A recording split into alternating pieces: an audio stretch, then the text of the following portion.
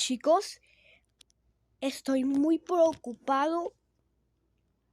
Es que ya me llegó la 4.9.0, pero un youtuber me dijo de que la 5.0.0 update se acercaba. Ya, pero tenían conceptos de la 4.9 que ni me pusieron ninguna. Pusieron estos tres papas, o sea, PlayStation no tuvo nada para hacer nada. No tuvo nada. Ya no tuvo nada. Estoy tan preocupado. Estoy tan preocupado por mi gorro antiguo. O sea, ya tengo el nuevo.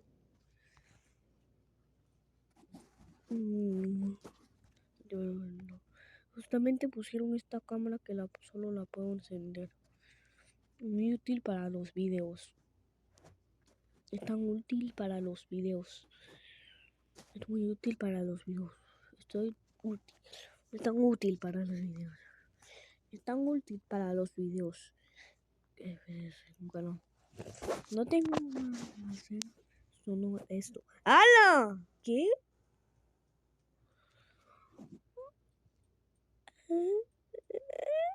¿Qué? What the fuck? ¿Qué? Dios mío. Creo que esto me traumatiza. Dios mío. Es como acercamiento o alejamiento. ¡Hala! Tan rápido. Y miren, yo conseguí el nuevo arma.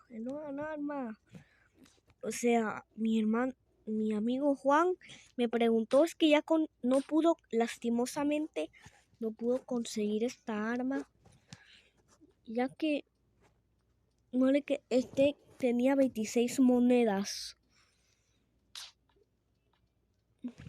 Y justamente jugaba diferentes duelos para conseguir moneditas. Bueno, chicos, si les gustó este video, denle like. Adiós.